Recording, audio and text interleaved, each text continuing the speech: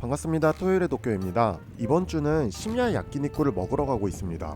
사실 얼마 전 과체중 러닝으로 다친 무릎을 핑계로 조금 다이어트를 해볼까 해서 낮에 굶어봤어요. 근데 와, 잘 시간 되니까 사람이 미쳐버리는 거 있죠?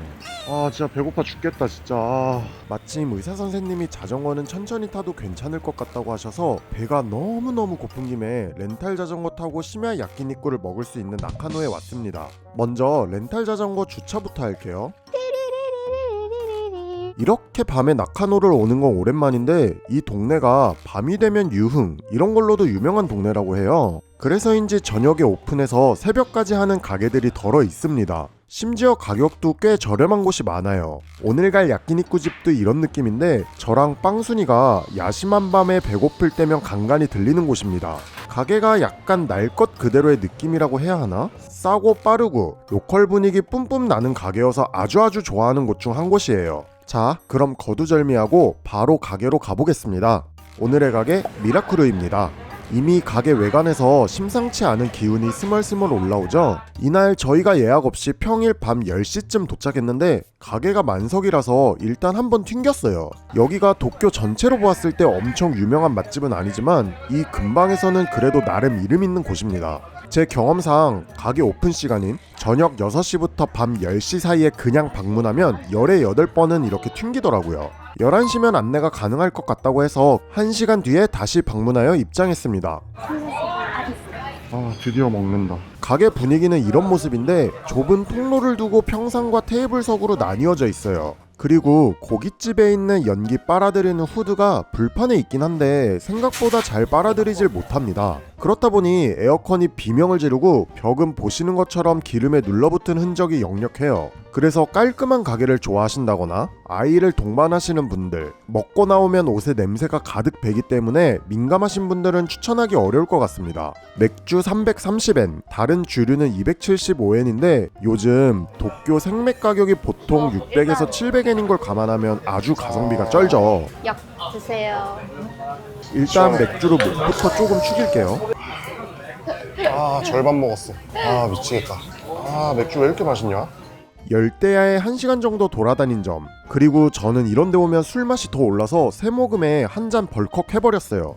음식은 3種盛り合わせの中キムチ盛り合わせライスの特大を1つください。 일단 이렇게만 주문하였습니다.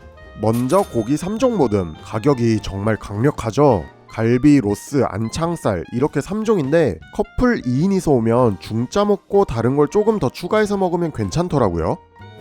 마침 추가한 맥주도 딱 나왔네요. 자, 경건한 마음으로 고기 먹을 준비를 합니다. 레몬은 주로 우설을 주문하면 필요한데 저 갈비 양념에 레몬즙을 조금 넣어도 괜찮더라고요. 양념은 고추장도 있습니다. 밥도 딱 나왔네요. 원래는 특대밥을 시켰는데 주문이 밥 대짜로 잘못 들어갔었어요. 특대는 이런 고봉밥인데 쌀값이 올라서 밥량을 줄였나? 전과 다르네 싶었더니 나중에 전표 보니까 그냥 대짜로 들어갔더라고요. 저도 일본에서 고깃집 알바를 해본 입장에서 홀이 정신없이 바쁘면 충분히 그럴 수 있다는 걸 알기에 이해가 가더라고요. 먼저 안창살 살살 구워서 밥 위에 퉁 하고 바운스 한번 친 다음 왕 하고 먹으면 진짜 이거거든.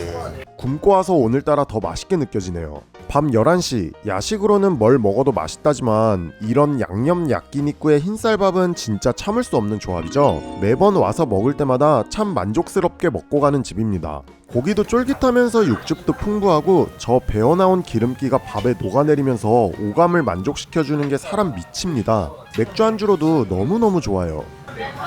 아, 너무 맛있다.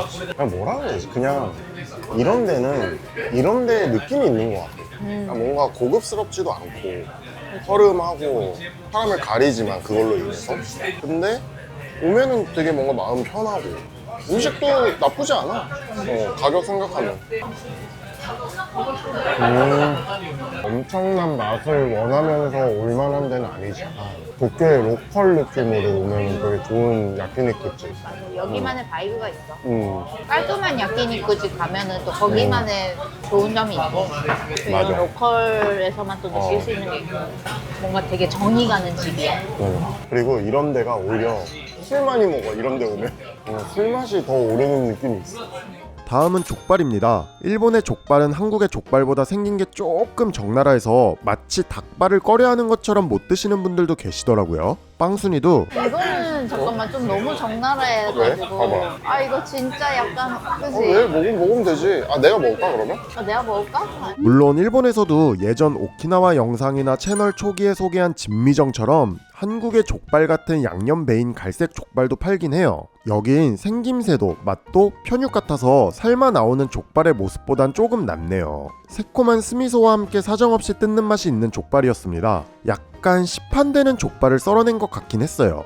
여담으로 넷플릭스의 19금 드라마이긴 한데 살색의 감독 무라니시라는 야구 동영상 감독의 일대기를 다룬 작품이 있어요. 여기서 이 족발을 맛있게 뜯는 장면이 나옵니다. 이런 허름한 고깃집에서 회식하는데 고기 사 먹을 돈은 없고 그나마 싼 족발을 양손에 쥐고 개걸스럽게 뜯어먹으면서 성공에 대한 집착 같은 게 스리슬쩍 드러나는 장면인데요. 그걸 본 다음부터 희한하게 여기만 오면 족발이 먹고 싶어지더라고요. 두 번째 야끼니쿠는 등심.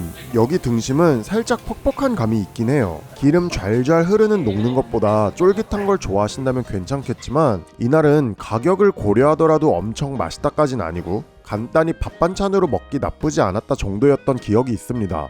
그나저나 저희 고기는 양념으로 제공되다 보니 불판이 난리가 났네요. 세 번째 갈비까지 먹고 한번 갈아야겠어요. 여기 김치도 약간 한국스러워서 근처 계신 분들은 한식 땡길 때 오면 특히 좋아요. 김치가 살짝 익어 있는 데다가 이렇게 파김치까지 주면 한국인 입장에서는 완전 땡큐입니다. 갈비는 언제 먹어도 참 맛있어요. 기름기가 많아서 달달하고 고소한 데다가 씹었을 때 살짝 서걱한 느낌과 부드러움이 공존해서 참 좋아합니다. 물론 많이 먹기엔 느끼하긴 하지만 김치랑 궁합도 좋은 데다가 치맥처럼 기름기와 맥주의 조합이 환상이라서 또 쉴 틈 없이 맥주를 곁들였습니다. 나마를 이제 싹 넘기면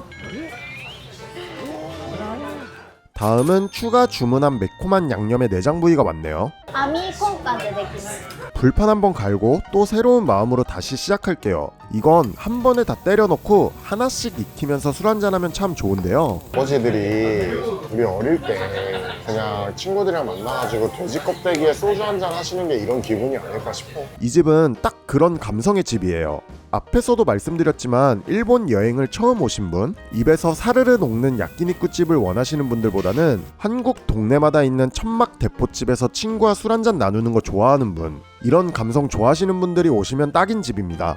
그런 곳들 중 싸고 맛있는 숨은 맛집들이 있는 것처럼 이 집도 그런 곳이라고 생각해요. 한 가지 팁을 드리면 피크타임 때는 엄청나게 바쁜 집인데다가 사람들 대화 소리도 무지 시끄러워서 여유롭지가 못합니다. 그래서 아예 저희처럼 심야에 오는 것도 나쁘지 않아요. 여기 소고기 말고도 삼겹살, 항정살 같은 돼지고기도 있습니다. 소고기에 물릴 때쯤 하나씩 섞어 먹으면 더욱 맛있게 드실 수 있을 거예요. 식사는 야식이기도 해서 이렇게 마치려 했는데요.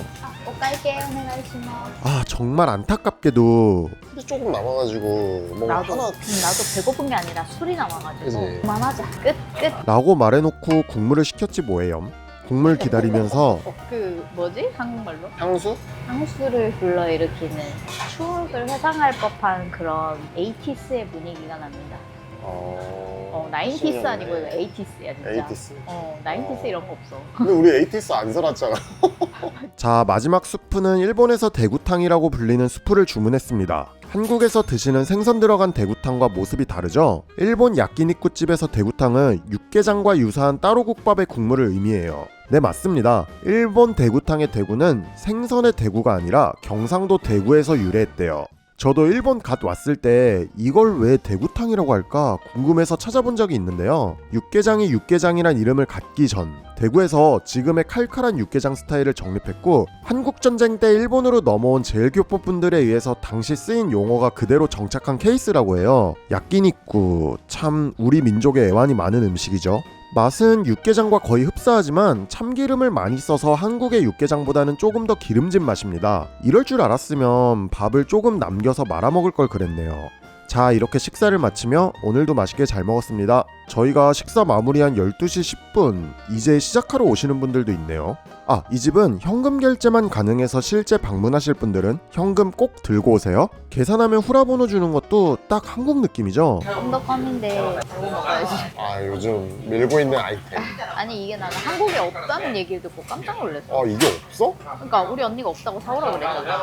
아, 이게 없구나. 이번 주는 심야에 즐기는 싸고 빠르고 가성비 좋은 야끼니쿠 집을 가보았습니다. 배도 빵빵하고 씻고 침대에 퐁당하면 완전 천국이겠네요. 얼른 택시 타고 집에 가야겠습니다. 재밌게 보셨다면 구독, 좋아요, 알림 설정 부탁드리고요. 인스타그램 세로데이 도쿄에서도 못다한 이야기나 일상 이야기들을 올리고 있으니 팔로우 부탁드려요. 그럼 저는 다음에도 맛있는 도쿄 여행으로 찾아뵙겠습니다. 모두 뿅!